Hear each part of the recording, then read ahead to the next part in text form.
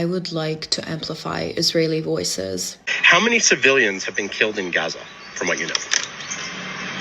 Who gives a shit? Okay, but don't you feel like, for example, children? Children grow up to be Arabs. את יודעת כמה... There are like thousands of other specimens online, but I don't want to amplify anyone other than Mariam today. You get like a glimpse, yani, you know, like there's no exception. Don't tell me there's exceptions. You see my nails? I'm going to choose the smallest nail. This is the smallest nail. If I cut this nail into 100 pieces, that's the exception. There is no exception. These people carry assault rifles in Tel Aviv. They walk around with assault rifles in Jerusalem. The settlers attack people in Palestine. These are the same people, the same society that protested against aid trucks coming into Gaza. They are the same people that protest soldiers that rape Palestinian men in the prisons. They are the same people that get conscripted at the age of 18 and bomb Palestinians.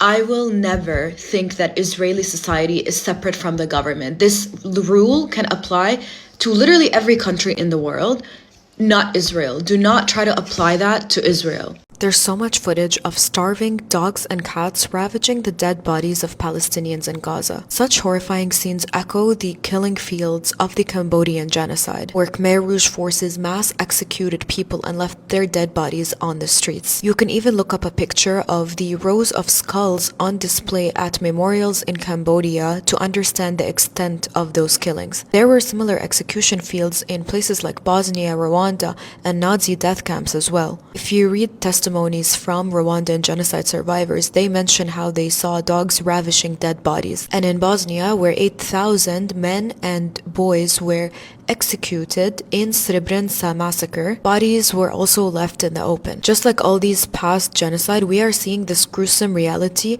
in Gaza today, in 2024. People's bodies in Gaza were violated in life due to Israel and are now also desecrated in death. And this is all due to Israel's vile nature.